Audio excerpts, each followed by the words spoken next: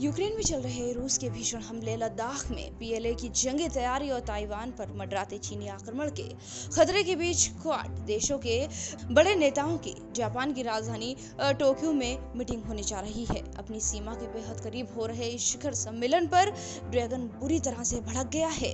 चीन के विदेश मंत्री वांग यी ने कहा है कि क्वाड कभी भी एशियाई नाटो नहीं बन सकता। चीनी विदेश मंत्री भले ही क्वाड को खारिज कर रहे हों, लेकिन हकीकत यह है कि क्वाड धीरे धीरे हिंद प्रशांत क्षेत्र में ड्रैगन पर नकेल कसने का सबसे बड़ा मोर्चा बनकर उभरा है। अब इसी मोर्चे का इस्तेमाल पीएम मोदी ड्रैगन पर नकेल कसने के लिए कर रहे हैं, जो अक्सर भारत को जंग की धमकी देता रहता है।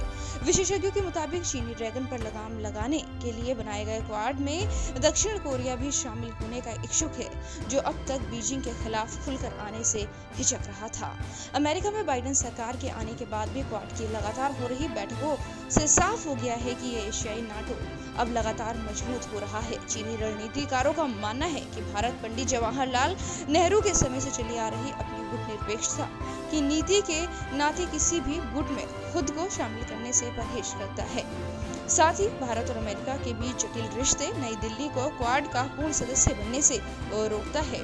इसके अलावा अमेरिका, जापान और ऑस्ट्रेलिया जहां पूरी तरह से विकसित देश हैं, वहीं भारत अभी विकासशील देश है। ऐसे में भारत और 3 अन्य देशों के दर्जे में अंतर है। भारत अन्य 3 देशों से उलट अपनी अर्थव्यवस्था को खोलने से बचता है, तो क्वाड के लिए लंबी अवधि में बाधा बनेगा। यही नहीं, चीन का यह भी दावा है कि अगर चीनी सेना ने हमला कर दिया तो भारत को अमेरिका बचाने नहीं आएगा।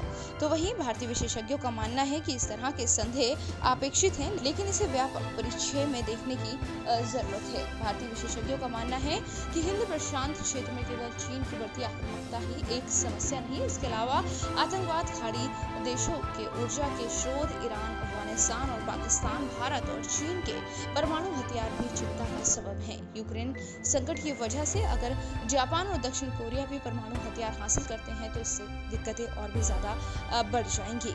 फिलहाल इस बैठक को लेकर चीन काफी घबराया हुआ है, क्योंकि कहीं ना कहीं चीन को अब अंदाजा हो चला है कि क्वाड सम्मेलन उसके लिए मुसीबत बनेगा। एक साथ होती मजबूती को देख के चीन पगला गया है। यही कारण है कि चीन की तरफ से इस तरह के बेतुके बयान दिए जा रहे हैं।